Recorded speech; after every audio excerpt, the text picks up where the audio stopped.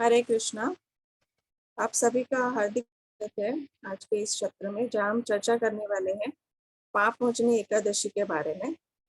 तो चैत्र मास के कृष्ण पक्ष में आने वाली एकादशी को पाप मोचनी एकादशी कहते हैं। इस एकादशी के व्रत करने से सभी सभी जो भी व्यक्ति इस एकादशी व्रत का श्रद्धा पूर्वक पालन करता है, उसके सारे पाप नष्ट हो जाते हैं। तो ब्रह्मांड पुराण में इसका वर्णन आता है कि एक बार युधिष्ठिर महाराज भगवान श्री कृष्ण से प्रश्न पूछते हैं और उनसे कहते हैं कि हे प्रभु, चैत्र मास के कृष्ण पक्ष में आने वाली एकादशी को क्या कहते हैं और इस व्रत के करने से हमें किस पुण्य की प्राप्ति होगी, कृपया करके बताएं। तो उत्तर में भगवान श्री कृष्ण उन्हें कहते हैं कि राजाओं में श्रेष्ठ, जो भी सभी व्यक्ति के सभी जीवों के कल्याण के लिए मैं इस एकादशी व्रत की महिमा तुम्हें कहने जा रहा हूँ। जो भी इस एकादशी के व्रत के प्रभाव से व्यक्ति के सारे पाप नष्ट हो जाते हैं और व्यक्ति इतना गुणवान और धार्मिक बन जाता है कि इसलिए इस एकादशी व्रत को बड़े ही ध्यान पूर्वक और निष्ठा से सुने। तो प्राचीन समय में एक वन था, बहुत ही सुंदर वन था, जहाँ पर फूलों से सुशोभित था, जहाँ पर देवराज इंद्र भी आया करते थे और वहां पर आकर वो विहार किया करते थे। तो इसी वन में एक च्यवन ऋषि के पुत्र मेघावी ऋषि और वो जो ब्रह्मा जी के परे ही परम भक्त थे, वो भी तपस्या किया करते थे।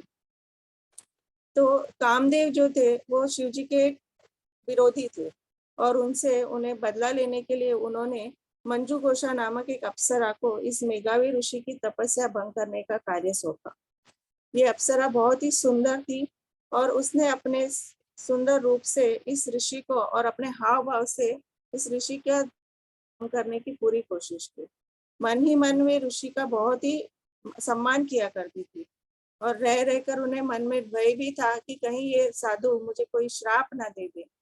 लेकिन उन्होंने अपनी हिम्मत इकट्ठा कर इस ऋषि की तपस्या भंग कर दी और मेघावी ऋषि भी इसके प्रेम में पड़ गए और उन्होंने अपनी तपस्या त्याग दी और वो वन इसी अप्सरा के साथ पूरा भ्रमण करने लगे। एक दिन मंजू घोषा ने स्वर्ग लोक जाने का वापस जाने का उनसे पूछा, तो वो बड़े ही क्रोधित हो गए और उन्हें समझ आ गया कि उन्होंने अपना पूरा समय इस अप्सरा से आकर्षित होने में व्यतीत कर दिया है और उन्हें पता चल गया कि उनके पाताल लोक जाने का मुख्य कारण भी ये मंजू घोषा ही थी। तो अत्यंत क्रोधित होकर इस ऋषि ने उसे श्राप दे दिया कि तुम पिशाचिनी बन जाओ।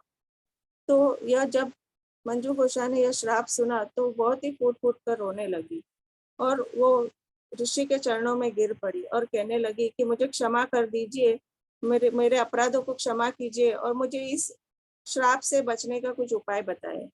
तब ऋषि कल बहुत ही करुणामय थे, तो उन्होंने उनसे कहा कि अगर आप अपने श्राप से बचना चाहते हो तो आप इस पाप मोचनी एकादशी व्रत का बड़े ही सख्ती से पालन कीजिए।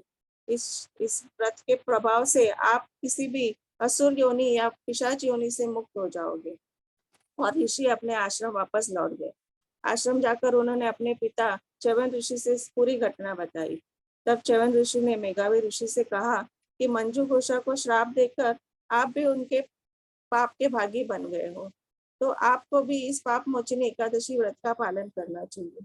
तब मेघावी ऋषि ने भी पाप मोचनी एकादशी व्रत का पूर्ण श्रद्धा से पालन किया और उनके सारे पाप नष्ट हो गए।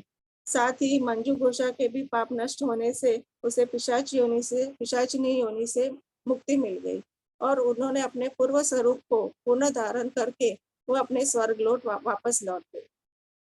तो इस कथा से हमें ये पता चलता है कि जो भी व्यक्ति पूर्ण श्रद्धा से भक्तिमय से इस एकादशी व्रत का पालन करता है, उसके कई कई बड़े से बड़े पाप नष्ट हो जाते हैं। तो आइए हम सब भी इस एकादशी व्रत का पूर्ण निष्ठा से पालन करें, अपने भक्ति में अग्रसर बने। तो आप सभी को इस एकादशी की हार्दिक शुभकामनाएं। धन्यवाद। हरे कृष्ण।